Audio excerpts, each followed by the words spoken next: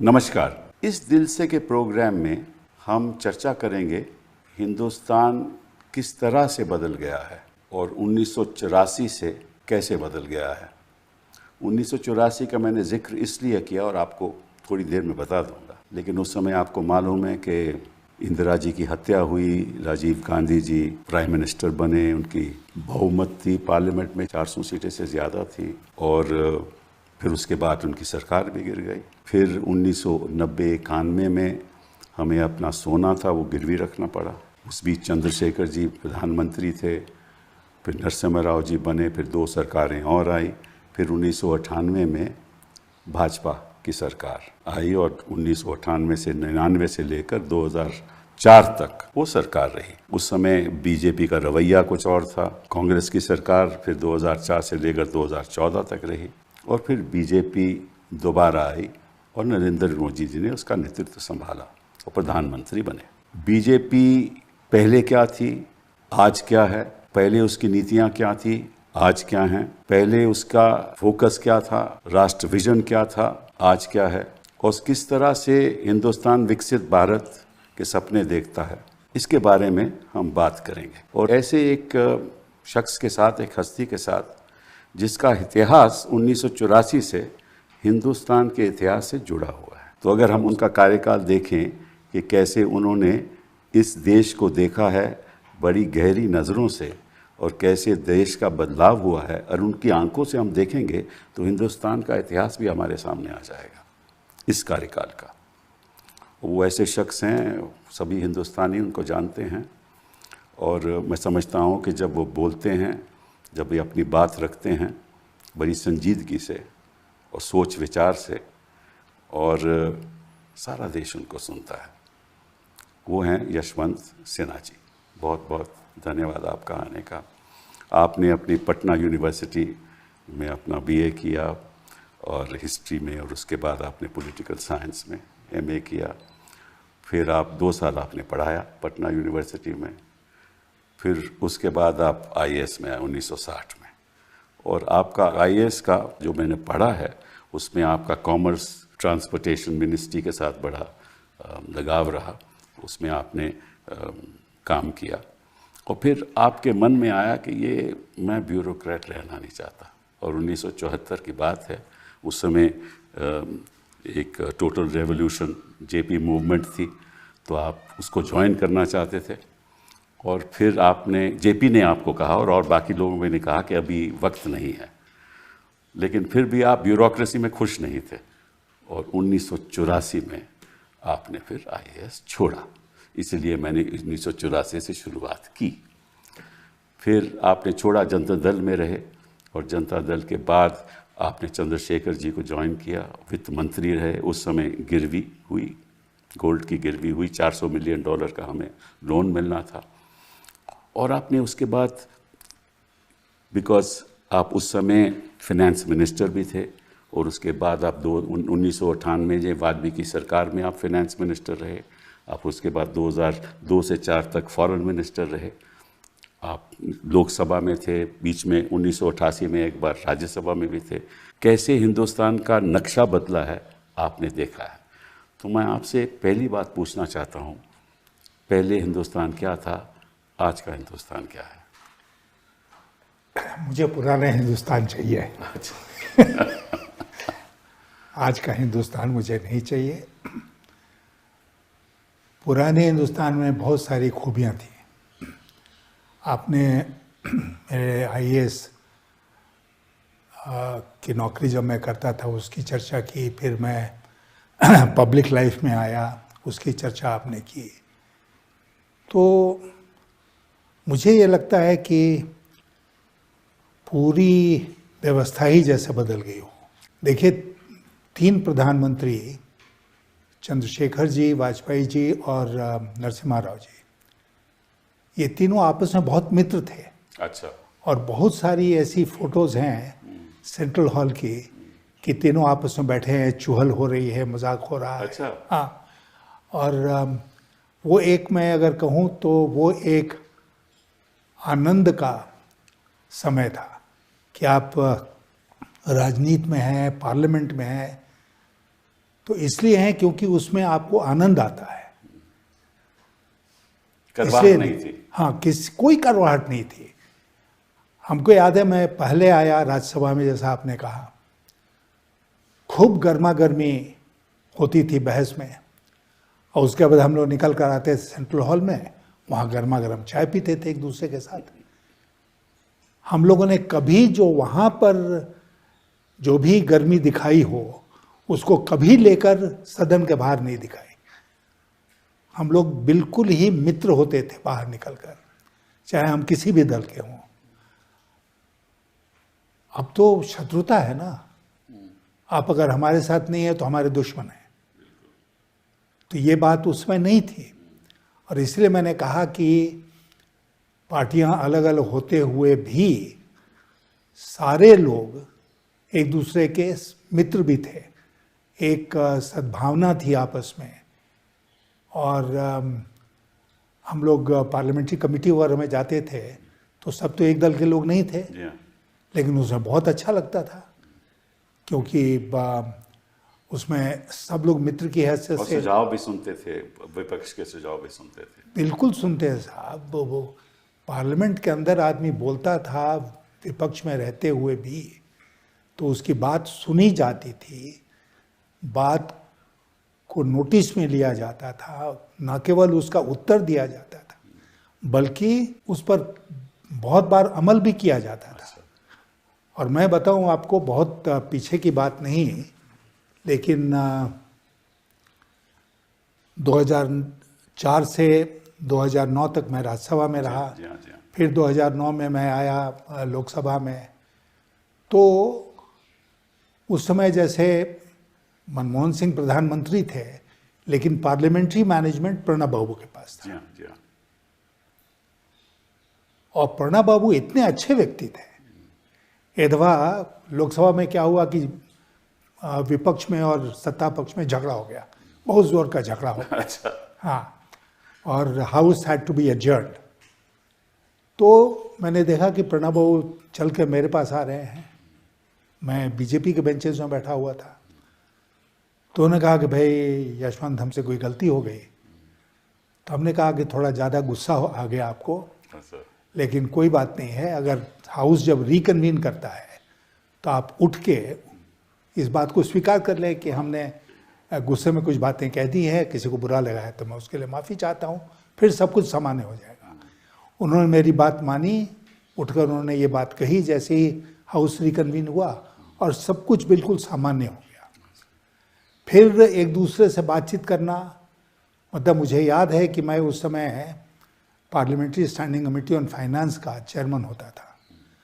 Pranab Babu as finance minister used to invite me to his house for lunch, for tea, और बैठ के हम लोग बातें करते थे। तो बिल्कुल एक ऐसा नहीं होता था। और भी बहुत से लोग थे कांग्रेस पार्टी में उस समय जिनके साथ मित्रता का भाव था, और इसलिए आप कभी भी पार्लियामेंट्री डिबेट्स में उनके ऊपर उस तरह का अटैक नहीं कर सकते हैं जैसे आज के दिन होता है। That's correct. अभी देख, नरसिम्हा राव जी ने वाजपेयी जी को यूएन डेलीगेशन का लीडर बना के भेजा था अपने कार्यकाल में। ये बना के भेजा था। मैं आपको याद दिलाऊं कि 1971 में जब बांग्लादेश वाला इशू चल रहा था, तो उस समय इंदिरा जी ने जयप्रकाश नारायण को भेजा था वर्ल्ड कैपिटल्स में। हाँ, कि आप जाकर इसको भारत के केस को रखिए दुनिया के सामने। अच्छा, आप जेपी की अपनी पर्सनालिटी थी। मुझे इसलिए ये बात याद है क्योंकि जेपी आए उस समय बॉन होता था वेस्ट जर्मनी का कैपिटल में, वहीं पोस्टेड। आप पोस्टेड थे, कौंसल जनरल ऑफ फ्रैंकफर्ट में रहे। बॉन में आप पोस्टेड बॉन में रहे। तो जेपी आए थे बॉन उस समय, और सोशलिस्ट इंटरनेशनल के चलते विली ब्रांट उस समय चांसलर थे, तो उनसे उनकी पर्सनल दोस्ती थी। तो उन्होंने विली ब्रांट से मुलाकात की और हिंदुस्तान का पक्ष उनके सामने रखा। तो ये तो एक गिव एंड टेक बिल्कुल बराबर बना रहता था, सब लोग उस पर चलते थे और उसमें कोई राजनीति नहीं होती थी। आप सोचिए कि इंदिरा गांधी ने जेपी को भेजा कि आप जाओ वर्ल्ड कैपिटल्स पे और भारत का पक्ष रखो। तो वो तालमेल तो ख़त्म हो गया, करवाहट आ गई।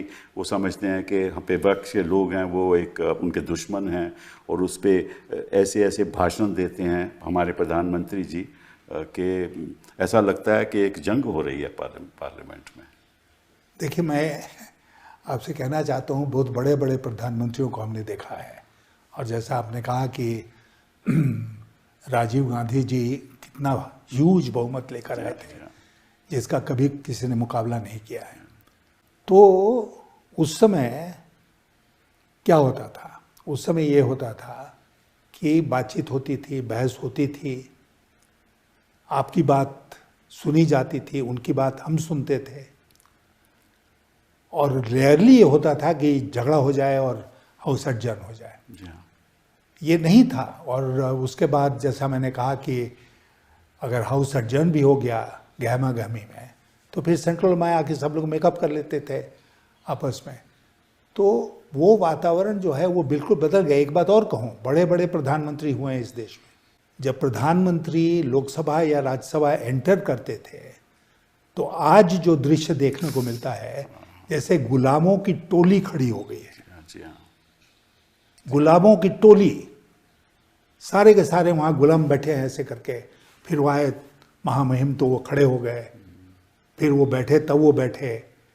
ये सब थोड़ी होता था। जी हाँ, नहीं होता था। मैं भी तो हूँ यहाँ कितने भी, तब अभी बहुत दिनों से देख रहे हैं इसको। तो ये अच्छा, चलिए इस पे छोड़िए। ये तो खैर आपने बहुत विस्तार से हमें बताया कि उस समय क्या रवैया रहा ऑपोजिशन और सरकार का। ये बताइए कि भाजपा की सरकार जब आई 1999 में और 5 साल उसका आपने कार्यकाल संभाला, तो आपने कई सी नई बातें की। उसमें आपने FRBM लाए, फाइनेंशियल रिस्पॉन्सिबिलिटी बजट मैनेजमेंट, वो एक नई बात लाई। और आपने कहा फिस्कल रिस्पॉन्सिबिलिटी होनी चाहिए, क्योंकि मुझे ऐसा लगता है कि जब 1990-91 में वो हादसा हुआ कि हमें $400 बिलियन लोन के लिए, तो आपने सोचा कि अगर मुझे कभी मौका मिलेगा तो मैं ऐसा कभी आगे नहीं जानेगा। ये तो आपकी राष्ट्र समझ ली और पैशन फॉर द कंट्री। और फिर आपने बड़े बदलाव किए, टेलीकॉम सेक्टर में किया, नेशनल हाईवे हमारा जो प्रोग्राम बना था वाजपेयी जी का, उसको आप आगे लेकर आए। आपने कई सेक्टर्स में बदलाव लाने की कोशिश की। तो how was your tenure as finance minister before we talk about the foreign ministry? देखिए, ऐसा हुआ, मैं एक बात आपके ध्यान में लाऊंगा कि वाजपेयी जी के फर्स्ट चॉइस फाइनेंस मिनिस्ट्री के लिए जसवंत सिंह जी थे, मैं नहीं था। मुझे भी कोई मंत्रालय मिलता, मैं मंत्री बनता, बट शायद फाइनेंस मिनिस्ट्री नहीं मिलती। हुआ ये कि मैं पार्टी का स्पोक्स पर्सन था ऑन इकोनॉमिक इश्यूज। तो जसवंत सिंह जी अपना चुनाव लोकसभा का हार गए, और मुझे बताया गया है, मैं इसका चश्मदीद नहीं हूँ, अच्छा, कि संघ ने वाजपेयी जी के ऊपर ये दबाव बनाया कि जो लोग चुनाव हार गए हैं उनको आप मंत्रिपरिषद में मत लीजिए। और 2 लोग इसमें बाहर हो गए, एक जसवंत सिंह जी बाहर हो गए, एक प्रमोद महाजन बाहर हो गए। तो फिर ये हुआ कि भाई फाइनेंस मिनिस्ट्री किसको दिया जाए। तो अडवाणी जी ने कहा कि हम लोगों के स्पोक्स पर्सन रहे हैं यशवंत सिन्हा, उनको फाइनेंस मिनिस्टर बनाया जाए। तो इस तरह मैं वित्त मंत्री बन गया। I was the second choice. और मुझे ये कहने में कोई शर्म नहीं है कि मैं सेकेंड चॉइस था। They never regretted it, I can tell you that. और उसके बाद बहुत काम किया हम लोगों ने वित्त मंत्रालय में, हम लोगों ने बहुत काम किया। अच्छा, चूंकि मैं भाजपा में नया था उस समय, मैंने भाजपा में आया 93 में, अब ये 90 तो 5 साल की बात थी। तो भाजपा में बहुत से लोग ऐसे थे जो समझते थे कि ये न्यू कमर है, इसको इतना इम्पोर्टेंट मिनिस्ट्री क्यों मिल गया। तो शुरू में हमारी कुछ दिक्कत रही इस बात को लेकर, लेकिन फिर हम एक दिन वाजपेयी जी के पास गए। उन्होंने कहा कि देखिए, मैं एक सक्सेसफुल फाइनेंस मिनिस्टर उस समय तक नहीं हो सकता हूँ जब तक आपका पूरा भरोसा हम पर नहीं हो, क्योंकि बिल्कुल ही बहुत सारी चीज़ों में हमको कदम से कदम पीएमओ के साथ मिला के चलना पड़ेगा। तो उन्होंने हमको याद है, उन्होंने कहा कि पूरा भरोसा है, पूरा भरोसा है, आप इसकी चिंता मत कीजिए। और फिर उसके बाद वाजपेयी जी ने कंपेयर टू टुडे पूरी छूट दी। हम जाते थे उनके पास। यहाँ तो पीएमओ करता है सब कुछ, हैं? यहाँ तो पीएमओ सब आदेश कुछ करता है पीएमओ। उस समय बहुत बड़े बड़े लोग थे पीएमओ में, पावरफुल लोग थे। जी हाँ, जी हाँ, उस समय ब्रजेश मिश्रा थे, बिल्कुल बिल्कुल। एनके सिंह चले गए थे पीएमओ में फाइनेंस मिनिस्ट्री से। लेकिन वाजपेयी जी ने, उनके पास हम जाते थे जैसा कि जाना चाहिए था, 4 बार जाते थे, 5 बार जाते थे, बजट के हर पहलू को डिस्कस करते थे थ्रेडबेयर, और उनके अप्रूवल के बाद ही आगे बढ़ते थे। तो उसमें उन्होंने पूरी छूट दे रखी थी, उनके अफसर्स भी रहते थे वहाँ पर। लेकिन वाजपेयी जी एक बार कन्विंस हो जाते थे कि यही सही रास्ता है, तो फिर डिफ़िकल्ट से डिफ़िकल्ट जो हम लोगों को रिफॉर्म मेजर्स लेने होते थे वो हम लोग ले लेते थे। जैसे मैं बताऊं, एक इंश्योरेंस सेक्टर को खोलना। अब मैं भी इस राय का था कि इंश्योरेंस सेक्टर प्राइवेट सेक्टर के लिए खोला जाए, बिल्कुल, लेकिन फॉर इंडियन प्राइवेट सेक्टर खोला जाए, Correct. विदेशी के लिए नहीं खोला जाए। ये सरकार में आने के पहले मेरी राय थी। सरकार में हम आए, बहुत सारा एडवाइस हमको जब मिला। तो कांग्रेस पार्टी ने क्रिटिसिज्म भी किया कि हमारी, आपने उस समय विरोध किया था, अब आप फॉरेन इन्वेस्टर को ला रहे हो, मुझे याद है। तो हमको याद है कि फिर हमने ये प्रस्ताव दिया कि इसमें फॉरेन इन्वेस्टमेंट आए। कई कारण थे उसके। कैबिनेट में ये प्रस्ताव गया, और कैबिनेट में कुछ एलिमेंट्स थे जिन्होंने इसका बहुत ज़बरदस्त विरोध किया, ये कह के कि ये तो हम लोगों की पॉलिसी के बिल्कुल खिलाफ है। तो अटल जी ने उसमें क्या किया, उन्होंने एक छोटी सी कमेटी 3-4 लोगों की बना दी और जसवंत सिंह जी को उसका अध्यक्ष बना दिया। सही आदमी को बनाया। हाँ, उस कमेटी की एक मीटिंग हुई, और उस मीटिंग में एक ही फैसला हम लोगों ने किया कि जो प्रॉफिट होगा वो विदेशी कंपनियां बाहर नहीं भेजेंगी, उसको प्लाउ बैक इंडिया में ही करें। ये रिकमेंडेशन फिर कैबिनेट में गए, मान लिया सब लोगों ने, वो पास हो गया। फिर पार्लियामेंट में आए, पार्लियामेंट में भी बहुत ऊपर नीचे हुआ, लेकिन उसमें ही पास हो गया। तो प्रधानमंत्री का समर्थन बहुत ज़रूरी है किसी भी मंत्री को सक्सीड करने के लिए, और अगर आप वित्त मंत्रालय में है, विदेश मंत्रालय में है, तो और भी ज़रूरी है। और मैं एक बात तो आपका और कहूँ कि बहुत लोग ये कहेंगे कि भाई अटल जी तो, उनकी सरकार मिलीजुली थी, लेकिन वो भाजपा के थे, भारतीय जनता पार्टी के प्रधानमंत्री थे, पहले प्रधानमंत्री थे। लेकिन मुझे लगता है कि ऐसे कई व्यक्तित्व हुए हैं जो पार्टी में रह के एक राय रखते हों, सरकार में आकर वो राय बदलनी पड़ती है। और अटल जी की गिनती मैं उसी श्रेणी में करूँगा कि सरकार में आने के बाद बहुत सारी बातें में उन्होंने राय बदली, और वो देश के हित में बदली, जैसे नरसिम्हा राव जी ने किया।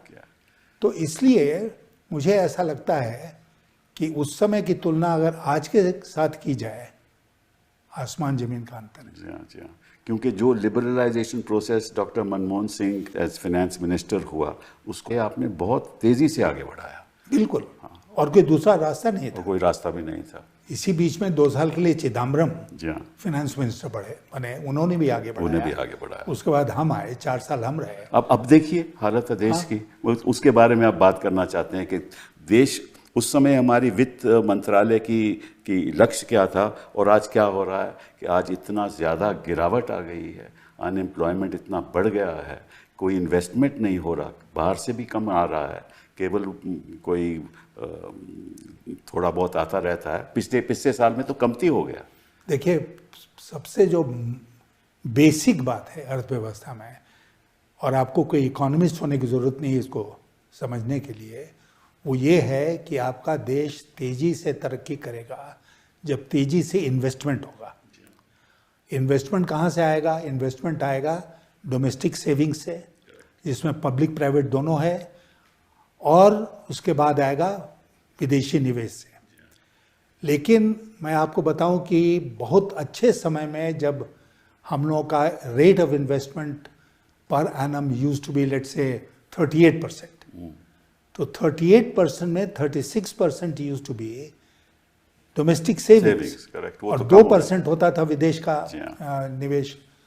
तो वो जो है उस तरफ किसी का ध्यान ही नहीं है, जी हाँ, वो गिरता चला जा रहा है। क्योंकि अचानक हमको लगता है कि पूरी अर्थव्यवस्था में ऐसा लगता है जैसे कि मुद्रा का संकट हो गया जी है। हाँ, मुद्रास्फीति का भी संकट है और मुद्रा का भी संकट है। बिल्कुल बिल्कुल। अभी आरबीआई को पता नहीं कितने मिलियन रुपीस को रिलीज करना पड़ा जी हाँ, उस मुद्रा के संकट से निपटने के लिए। तो इकोनॉमिक मैनेजमेंट जो है इस देश का, जो प्रबंधन है, वो अब तो ये कहते हैं कि हमारी जी $5 ट्रिलियन इकोनॉमी है। इसका तो मतलब, मुझे तो मतलब नहीं इसका समझ आता। मैं आपसे 5 कहता ट्रिलियन इकोनॉमी से क्या होगा? आप मैं जाके पूछता हूँ अपने पुरानी कॉन्स्टिट्यूंसी में कि भाई ट्रिलियन का मतलब जानते हो? काहे के लिए जानेगा? अच्छे अच्छे लोग नहीं जानते हैं कि कितने शून्य होते हैं 1 ट्रिलियन में, और उसका डॉलर में आप बात कर रहे हैं। जी हाँ, डॉलर से क्या लेना देना? ये तो हम रुपए में, जब रुपया, अरे जब तक पर कैपिटा इनकम नहीं बढ़ेगी तो उसका क्या फायदा? 5 ट्रिलियन इकोनॉमी का क्या फायदा? कोई फायदा नहीं है। तो ये जो है, ये लोग माहिर हैं सपने दिखाने में, और सपने दिखाते हैं। एक बड़ी ताकत जो इनको मिल गई है कपिल जी, वो ताकत है गोदी मीडिया की। तो इसलिए कोई भी झूठ बोलो वो सच के रूप में परोसा जाएगा। वो तो फिर उसकी चर्चा अभी करेंगे थोड़ी देर में। लेकिन इतना मैं कहना चाहता हूँ कि अगर आप ब्रिक्स की कंट्रीज भी देख लो, वहाँ भी सारी ब्रिक्स की कंट्रीज में हम सबसे नीचे हैं। हमारी पर कैपिटल लगभग $2,800 है आज के दिन, 9,000, लेकिन ब्राज़ील की 12,000 है। तो कहने का मतलब यह है कि अगर, और इतना अंतर है गरीब और अमीर में, वो बढ़ता जा रहा है। बढ़ता जा रहा है। हाँ, और लगभग हमारी जो पॉपुलेशन है में से 80 करोड़ पॉपुलेशन तो 5,000 महीना कमाती है, उससे ज़्यादा कमाती भी नहीं। जब तक आप बॉटम ऑफ द पिरामिड की स्थिति, आर्थिक स्थिति नहीं ठीक करोगे, तब तो बदलाव तो आ ही नहीं सकता। 80 करोड़ से ज़्यादा लोगों को तो हम 2 शाम का भोजन दे रहे हैं। That's right. क्यों? इसीलिए कि गरीब है। क्यों? अगर सब कुछ हंकी डोरी है तो भाई आप इतने लोगों को क्यों खाना खिला रहे हो? यही बड़ी भारी पर। अच्छा चलिए, बात अब इसकी छोड़ दीजिए, आर्थिक व्यवस्था की। अब आप फॉरेन मिनिस्टर रहे 2002 से लेकर 2004 तक, और ऑपरेशन पराक्रम भी हुआ उस समय, और आपने काफ़ी उसमें मदद की उसके सुधार लाने में। तो बताइए कि आपका फॉरेन मिनिस्ट्री का जो कार्यकाल रहा, और इसके बाद आज के दिन जो आप फॉरेन पॉलिसी को देख रहे हो, किस नज़रिए से देखते हो? देखिए, मैं एक अपनी डींग हाँकने के लिए नहीं, लेकिन एक उदाहरण के रूप में आपको बताना चाहता हूँ कि जनवरी 2004 के मई में हम चुनाव हार गए, बट जनवरी 2004 में बायलैटरल डिस्कशंस के लिए आई वेंट टू वाशिंगटन, और वाशिंगटन में मेरी मीटिंग्स थी स्टेट डिपार्टमेंट में। लेकिन जब मैं वहाँ पर पहुँचा तो हमारे राजदूत थे, उन्होंने मुझसे कहा कि साहब, आपका first appointment at 9 o'clock in the morning is with president Bush. उन्होंने आपको बुलाया है वाइट हाउस में, आपसे वो मिलना चाहते हैं। अब आप जानते हैं कि फॉरेन मिनिस्टर से काहे के लिए मिलेगा अमेरिका का राष्ट्रपति, लेकिन निमंत्रण था। मैं गया white house, famous Oval office में, उनकी हमारी मुलाकात हुई। 20 मिनट तक ये बातचीत चली, जनरल बातचीत होती रही। उनका पूरा नेशनल सिक्योरिटी एडवाइज़र, उनके सेक्रेटरी ऑफ स्टेट, बाकी ऑफिशियल्स वहाँ पर थे जिनके साथ बाद में हमको बात करनी थी। ये मैं उदाहरण के तौर पर इसलिए कह रहा हूँ कि उस समय तो नहीं भारत की मीडिया में ये चला कि डंका पिट रहा है विदेशों में भारत का। मुझे नहीं याद आता है, बात आई गई, ख़त्म हो गई कि भाई भारत के विदेश मंत्री से अमेरिका के राष्ट्रपति, कोई छोटी सी खबर छपी यहाँ पर, डंका पिट रहा है। ये तो मैंने पहली बार सुना कि भारत की विदेश नीति का डंका पिट रहा है। भारत की विदेश नीति की अनेक सफलताएं हैं विश्व में, बिल्कुल अनेक सफलताएं हैं, लेकिन किसी ने कभी डंका पीटने की बात नहीं की। मोदी जी ने विदेश नीति को कंप्लीटली पर्सनलाइज कर दिया। हमारे जो विदेश मंत्री हैं आज के दिन, he is no more than a glorified foreign secretary, और वो सब लोग जानते हैं कि जिस दिन मोदी जी का प्लेजर समाप्त हो जाएगा, उस दिन वो कहीं के नहीं रहेंगे। तो दुनिया के दूसरे देश भी इस बात को जानते हैं। टोटल फॉरेन पॉलिसी का कंट्रोल मोदी जी ने अपने हाथ में ले लिया। दैट ऑल्सो पर्सनलाइज्ड, एकदम पर्सनलाइज। पता नहीं कितने देशों में गए, मुझे लगता है कि टिम्बकटू छोड़कर शायद हर जगह हो लिए हैं। इतना पैसा खर्च हुआ, उसके साथ उस सब जो उन्होंने परिश्रम किया या मौज उड़ाया, वो नतीजा क्या हुआ? उसका नतीजा आज देखने को मिल रहा है ना। आज हमको वो देखने को मिल रहा है। अब की बार ट्रंप सरकार का नतीजा, आईएमएफ में मामला आया पाकिस्तान को लोन देने हमें का। एब्सटेन करना पड़ा। नहीं, हमने एब्सटेन किया, लेकिन हमारे साथ कोई और दूसरा देश एब्सटेन। सही बात है, सही बात है। हमारे जो दक्षिण एशिया के देश हैं उसमें आज कोई हमारे खास पड़ोसी देश कोई हमारे साथ नहीं खड़ा है। सही बात है। ओनली कंट्री जो हमारे साथ खड़ी रही वो ताइवान। हाँ, ताइवान है, तालिबान है, तालिबान, इजराइल है। उस तालिबान से आप आजकल बातचीत हो रही है। बहुत खुशी की बात है ना कि तालिबान ने हमारा समर्थन किया और पहलगाम का जो आपने जो स्ट्रेटेजिक पार्टनरशिप को आगे बढ़ाया with the United states of America, उसका बड़ा प्रभाव भी पड़ा और उसका हमें फायदा भी हुआ। Ultimately doctor Manmohan Singh carried it forward and we ultimately had the nuclear deal. बिल्कुल। और मैं आपको बताऊं कि वो जो प्रतिबंध लगाया था यूएस ने हमारे न्यूक्लियर टेस्ट के बारे में, वो धीरे धीरे करके, हम उनके पास नहीं है कहने के लिए कि प्रतिबंध उठा लो, उन्होंने खुद, हमने एक्सप्लेन किया कि हमको क्यों न्यूक्लियर टेस्ट करना था। President Bush had a great role to play there. हाँ बिल्कुल। और इसलिए उसी से फिर अल्टीमेटली ये न्यूक्लियर डील हुआ है इंडिया और यूएस के बीच में। करेक्ट। चलिए इस बात को छोड़ के हम आप एक थोड़ी सी पर्सनल बात करते हैं। आप बीजेपी में एक वरिष्ठ नेता उभर के आए, सब लोग आपको सुनते थे। फिर जब अडवाणी जी ने जिन्ना के बारे में कुछ कहा तो आपने कुछ बयान दिया, आप नाखुश थे उस बयान से। तो थोड़ी आपके जो संबंध थे बीजेपी से वो थोड़े कम होते रहे। ये बात सही है ना? हाँ, ये बात सही है, क्योंकि उस समय मुझे बहुत अच्छा नहीं लगा जब पाकिस्तान जाकर जिन्ना के मज़ार पर जाकर उन्होंने जिन्ना की तारीफ़ की। हम सब जानते हैं, मैं तो इतिहास का विद्यार्थी भी रहा हूँ, कि देश के बंटवारे के लिए जिन्ना पूरी तरह से जिम्मेदार थे। अंग्रेज़ों की मदद से उन्होंने देश का बंटवारा करवाया। तो उस जिन्ना की तारीफ़ किया जाए एक भाषण को लेकर जो उन्होंने नेशनल असेंबली में दिया, मुझे लगा कि ये ज़्यादा कुछ हमने सीमा कुछ क्रॉस कर ली और इसलिए मैंने अपनी नाराज़गी व्यक्त करी। और उसके बाद नतीजा भी ये हुआ कि फिर आप पार्लियामेंट में लीडर भी थे, फिर आपको लीडरशिप भी हटाया गया। हाँ, हटाया गया। उसके बाद से तो धीरे धीरे करके दूरी बढ़ती चली गई। और जो जिस अडवाणी जी ने कहा था कि मैं दिवाली गिफ्ट हूँ, जब मैंने बीजेपी ज्वाइन किया था, एग्जैक्टली, तो उनसे व्यक्तिगत रूप से, हालांकि मैं गया उनके पास, उन्होंने बहुत सफाई दी हमको कि मैंने क्यों बोला, क्या बोला, पुस्तकें वगैरह दिखाई। मैं संतुष्ट नहीं हुआ, मेरे अपने विचार थे, लेकिन but that's the difference between a bureaucrat who is independent minded or a bureaucrat who is a supplicant. That is the key. नहीं, वो की है। और मैं आपको बताऊं कि आप शायद भूल गए कि 1989 में जब मुझे आईएएस की नौकरी छोड़े हुए 3.5 साल शायद हुए थे, उस समय वीपी सिंह प्रधानमंत्री थे। उन्होंने मुझे निमंत्रण दिया कि मैं राष्ट्रपति भवन आऊं। राष्ट्रपति भवन पहुंचने के बाद मुझे पता चला कि हमको मिनिस्टर ऑफ स्टेट बना रहे हैं, तो मैं नहीं तैयार हुआ, वापस आ गया। I did not take there it is. अब को लोग कहते हैं कि भाई तुम उसके पहले जॉइंट सेक्रेटरी थे गवर्नमेंट ऑफ इंडिया में, तुमको मिनिस्टर ऑफ स्टेट बना रहे थे। कुछ अपनी बात में किसी दिन मैं भी बताऊंगा इसी संदर्भ तो इसलिए क्या है ये, तो हमको खुशी है कि मैंने उसको स्वीकार नहीं किया। बाद में वीपी सिंह मेरे पीछे पड़े रहे कि भाई ज्वाइन कर लो, तो मैं इंडिपेंडेंट चार्ज अभी आपको लिख देता हूँ और उसके बाद कैबिनेट में प्रमोशन कर देंगे।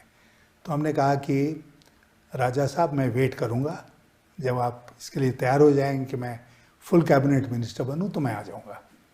वो मौका नहीं आया। फिर उसके बाद ये भी तो हुआ ना कि जब Pranab Mukherjee presidential candidate declare हुए तो आपने उनका साथ दिया, उससे और करवास बढ़ गई। फिर 2018 में आपने बीजेपी छोड़ दिया। लेकिन ये जो बीजेपी है, मैं केवल आपसे आपके विचार पूछना चाहता हूँ कि ये जो बीजेपी है, ये तो बीजेपी है ही नहीं मेरे हिसाब से, क्योंकि जो नीतियाँ बीजेपी की थी ये तो इसको अलग होकर चल रहे हैं कि जिस तरह से ये विवाद समाज में पैदा कर रहे हैं, जिस तरह से एक कम्युनिटी को दूसरी कम्युनिटी से लड़ा रहे हैं, ये तो बीजेपी की कभी पॉलिसी थी ही नहीं। कम से कम अटल जी की नहीं थी। हाँ, उस कार्यकाल में तो ऐसा कभी हुआ ही नहीं। कुछ लोग कहते हैं कि अडवाणी जी की थी, लेकिन अटल जी की अडवाणी जी तो हिंदुत्व की वजह से बीजेपी को बहुमत उन्होंने दिलाई। लेकिन देखिए, मैं आपको कहूँ कि सरकार में आने के बाद Advani ji deputy prime minister थे और होम मिनिस्टर थे। वाजपेयी जी ने उनको इस बात के लिए राजी किया कि हुर्रियत के साथ वो बात करें, और हुर्रियत के साथ रात बात करने के लिए अडवाणी जी तैयार हो गए। वो बातचीत आगे नहीं बढ़ी क्योंकि सरकार चली गई। लेकिन ये अप्रोच था वाजपेयी जी का कि अडवाणी जी को भी उन्होंने वो जो आप कहें एक फंडामेंटलिज्म का रास्ता था उससे दूर हटाया, और सरकार की जो पॉलिसी होनी चाहिए उस पॉलिसी पर चलने के लिए उनको राजी किया। मैं भी उस समय पार्लियामेंट में था और मैंने कभी नहीं देखा वाजपेयी जी को या अडवाणी जी को इस इशू पे डिवाइड एंड रूल जो पॉलिसी आज के दिन हो रही है, इसको आगे बढ़ाने का कभी कोई ऐसे कदम नहीं, कोई कदम नहीं उठाया। और आज की जो बीजेपी है जिसका आप जिक्र कर रहे हैं, उस बीजेपी में हिंदू मुसलमान छोड़कर दूसरा कोई मुद्दा ही नहीं। हाँ बिल्कुल, और इसी आधार पे वो जीतते हैं। हाँ, इसी आधार पर वो जीतते हैं। और चाहे वो देश किसी और में जा रहा है, गरीबी का कोई मुद्दा ही नहीं है, चर्चा ही नहीं होती है इस देश में, अनएम्प्लॉयमेंट की कोई चर्चा ही नहीं होती। और आज की स्थिति है कि चलिए आपने पाकिस्तान से बात करना छोड़ दिया, उसका नतीजा क्या हुआ? हम नहीं, आप कह रहे हैं कि बात करेंगे तो क्या फायदा? लेकिन पीओ के बारे में बात करेंगे नहीं, पहले तो तालिबान से बात शुरू कर दी उन्होंने। और आतंकवाद के बारे में बात करेंगे। भाई आप जानते हैं कि there was a composite dialogue process, उसमें आतंकवाद भी था। तो इसलिए ऐसा नहीं है कि पाकिस्तान से जब बातचीत होती थी तो आतंकवाद के ऊपर बातचीत नहीं होती थी।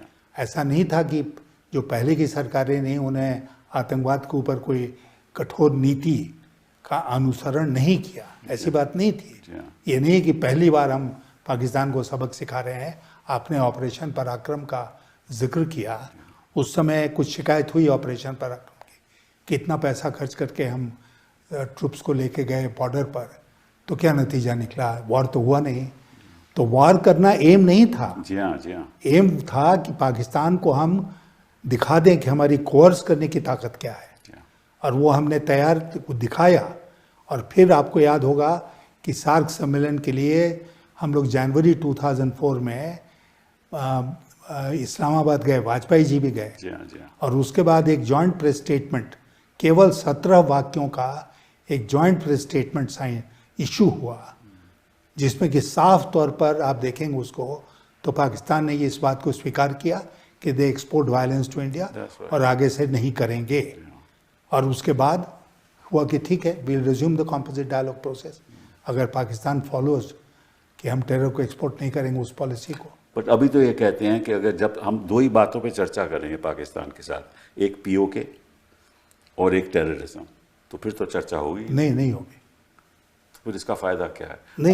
आपने आक्रमण भी कर लिया, आपने उनको सबक भी सिखा लिया, आपकी गोदी मीडिया भी आपके साथ रहा, उसका नतीजा क्या निकला? नहीं, उसके बाद आप भूल गए, बिहार का चुनाव आ रहा है। अच्छा, भाई पुलवामा हुआ तो जी हाँ, चुनाव आ रहा था। उरी में अटैक हुआ तो उसके बाद सर्जिकल स्ट्राइक हुआ, और पूरी तरह से फायदा उठाया गया। चुनाव में मोदी जी का भाषण हुआ जिसमें उन्होंने कहा कि फर्स्ट टाइम वोटर से मैं अपील करना चाहूँगा कि पुलवामा के शहीदों के नाम पर वो एक वोट हमको दें। अब बताइए, नेशनल सिक्योरिटी के इशू को पुलवामा के शहीदों को पॉलिटिसाइज कर दिया। पॉलिटिसाइज कर दिया। और इसीलिए अभी जो कुछ हुआ वो मैं मानता हूँ कि पूरी तरह से वो बिहार के चुनाव को ध्यान में रख के किया जा रहा है। और अभी ये जो तिरंगा यात्रा और ये सब लेके बीजेपी खुद क्रेडिट लेना चाहती है। बीजेपी के लोग अब चालू हो गए हैं ये कहने में कि साहब देखो कितना कमाल कर दिया मोदी जी ने। अभी ये किसी ने नहीं पूछा कि वो जो हमारे 26 नागरिकों की हत्या की गई टेररिस्ट के हाथों से, उसका जिम्मेदार कौन है?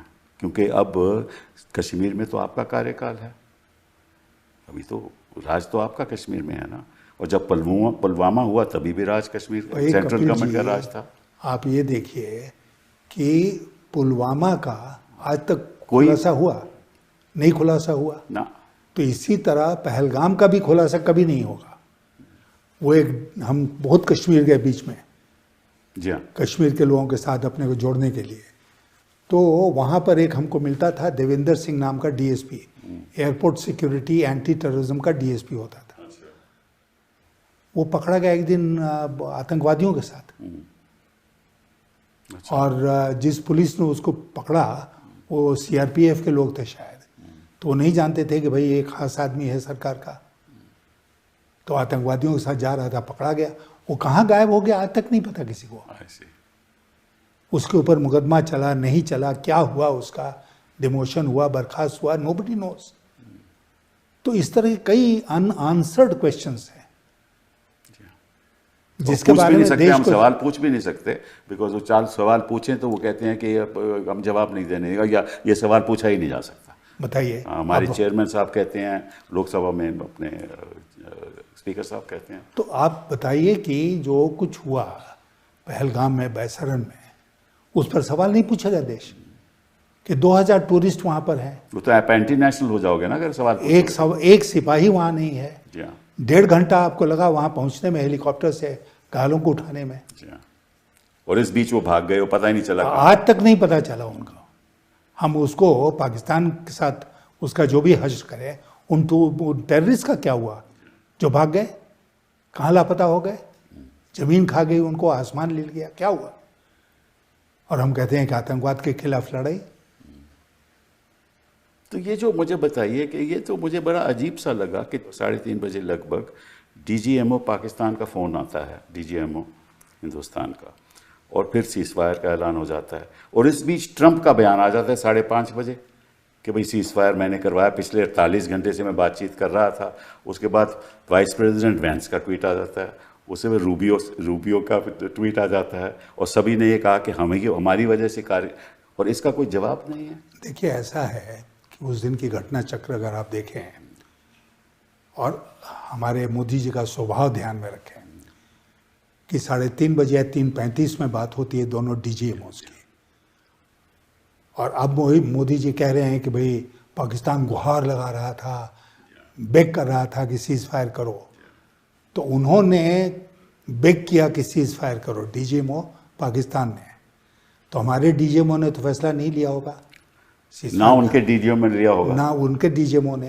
ये तो मामला कैबिनेट कमेटी ऑन सिक्योरिटी में जाना चाहिए था। कोई मीटिंग हुई क्या? नहीं। तो कैसे फैसला हो गया?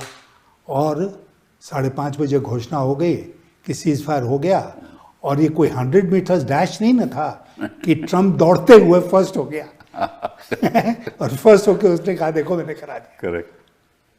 और हमारे लोगों का, हमारे जो हुकूमत में बैठे हुए लोग हैं, उनका आज के दिन जो स्वभाव है वो ये है कि कुछ छोटी छोटी बात होती है तो हम दौड़ के मीडिया के पास जाते हैं, देखो हमने कर दिया। तो क्यों नहीं कहा हमने? तो हमने पहले क्यों नहीं बताया? ट्रंप के कहने से पहले हमने क्यों नहीं बताया? यही तो बात है। और इसीलिए ट्रंप का, जैसा आपने कहा कि उसकी पूरी टीम ने, वाइस प्रेसिडेंट वैंस ने, सेक्रेटरी ऑफ स्टेट जो नेशनल सिक्योरिटी एडवाइजर भी हैं रूबियो, उन सब लोगों ने एक स्वर में कहा कि हमने करा दिया। और ट्रंप का बार बार बयान आ रहा है कि nuclear threshold was about to be crossed. जहां वो जाते हैं यही दोहराते हैं। और अगर ट्रंप बोल रहे हैं, जो अमेरिका के राष्ट्रपति हैं, तो भारत की तरफ से किसको बोलना चाहिए? प्रधानमंत्री जी को। प्रधानमंत्री जी पूरी तरह से खामोश। और उन्होंने एक बात और बड़ी, which is I think very serious, उन्होंने प्रेसिडेंट ट्रंप ने कहा कि मैंने इनको कहा कि अगर आप सीज फायर नहीं करोगे, नो ट्रेड विद यू। ये बात मैंने भारत को भी कही, ये बात मैंने पाकिस्तान को भी कही, उसका भी कोई जवाब नहीं है। कोई नहीं, कुछ नहीं। तो ये इसलिए बहुत सारे अनुत्तरित प्रश्न हैं, अनएक्सप्लेन्ड क्रोनोलॉजी है, जिसके बारे में पार्लियामेंट में कभी बहस होगी तो सरकार को जवाब देना पड़ेगा। नहीं, आप बड़ी गलत फहमी में हैं। लेकिन सरकार जवाब नहीं देने वाली। सरकार तो कहेगी कि हमने पाकिस्तान को दिखा दिया, क्योंकि हमने 9 जगह पे हमने आक्रमण किया ताकि टेररिस्ट कैंप को ख़त्म कर दिया, और उसके बाद जब पाकिस्तान ने जवाब दिया तो फिर हमने उनके एयरबेस पे के हमने हमला किया। और इसलिए जब हमारा जो लक्ष्य था वो पूरा हो गया तो फिर हमने सोचा कि सीज फायर हो गया तो हो गया, अच्छी बात है, तो हमारा तो लक्ष्य पूरा हो गया। ये उनका जवाब है, मैं आज ही आपको बता सकता हूँ। नहीं, वो तो कहेंगे, वो तो अपनी तरफ से कहेंगे ही कि हमारा तो अगर लक्ष्य पूरा हो गया तो सीज फायर की तो जरूरत ही नहीं थी। हाँ, तो क्या जरूरत थी। अच्छा, अब दुनिया में आप जानते हैं कि ऐसे बहुत सारे उदाहरण हैं जिसमें यूनिलैटरल सीज फायर होता है। जी हाँ, जी हाँ, जी हाँ। चीन ने 1962 में यूनिलैटरल सीज फायर की घोषणा की थी। तो हमने यूनिलैटरल सीज फायर की घोषणा क्यों नहीं कर दी कि भाई हमने जो करना था वो कर दिया, अब सीज फायर। ये अमेरिका को या और किसी देश को बीच में आने की क्या जरूरत थी? बिल्कुल सही। और मोदी जी बोलते क्यों नहीं इस मुद्दे पर? तो ये तो एक न्यू नॉर्मल हो गया ना। यही न्यू नॉर्मल हो गया। हाँ। तो चलिए इस बात को छोड़ते हैं। एक बात और आपसे, वो बड़ी सीरियस बात ये कि प्रधानमंत्री जी कभी प्रेस के सामने आते ही नहीं। आपने कार्यकाल में कई प्रधानमंत्री जी देखे, कभी ऐसा हुआ पहले? कभी नहीं, कभी नहीं। राजीव गांधी, चंद्रशेखर जी, नरसिम्हा राव जी, गुजराल जी, अपने कर्नाटका से अपने देवेगौड़ा जी, फिर वाजपेयी जी, फिर अगेन डॉक्टर मनमोहन सिंह, कभी तो ऐसा हुआ ही नहीं, मैंने कभी देखा ही नहीं।